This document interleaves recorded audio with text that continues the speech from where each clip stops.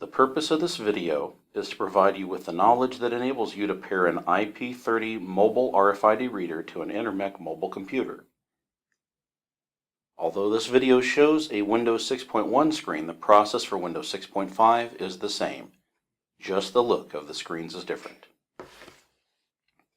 Before attempting to pair the IP30 to your mobile computer, there are a few things you should check in Intermec Settings. Let's get started. Tap on Start, Settings,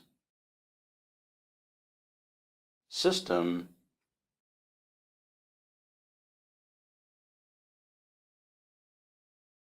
Intermec Settings. From the menu tree, select RFID. The first node of the tree is Enable RFID Service. This option needs to be checked. Next, tap on Application Connections. Make sure that Allow External BRI Connections is checked and that the BRI TCP port is set to the port your RFID application uses. In most cases, this will be the default port, which is 2189. If there is some doubt, check with your application provider. Next, tap on Reader 1. Enable Reader should be checked and the reader model set to IP30. If either of these settings is incorrect, change them now.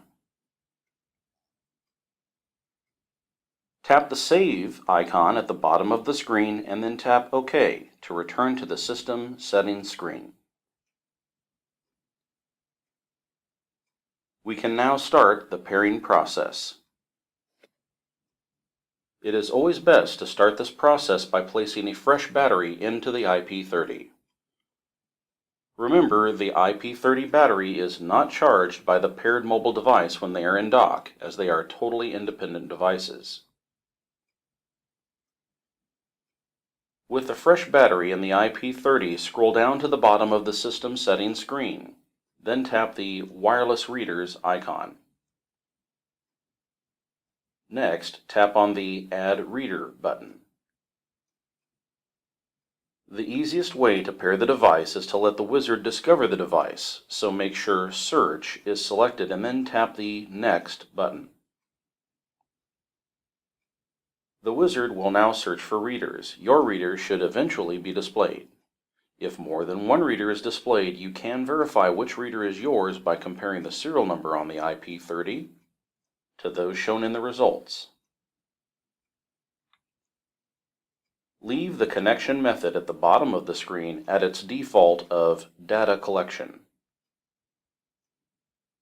Select your reader, then tap on the Next button.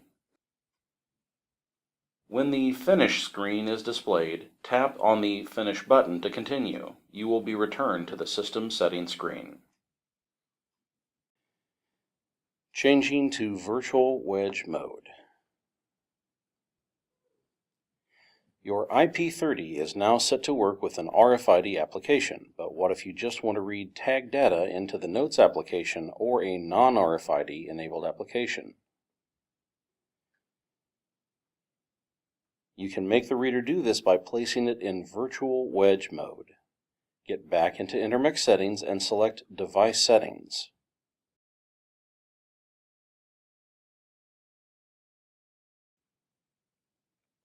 In Device Settings, select Keypad, Scan Button Remapping, and then Handle Trigger.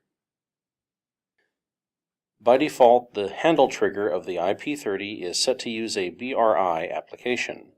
Change this setting to RFID if you want to place the IP30 into Virtual Wedge mode. The reader will now read tag data into any field that has the focus. Remember that when this mode is enabled, the reader will not respond to an RFID-enabled application. You will have to change the handle trigger back to BRI to use this kind of application. As you can see, the BRI and RFID settings are mutually exclusive. Thanks for watching. Look for other support videos on this channel as they become available.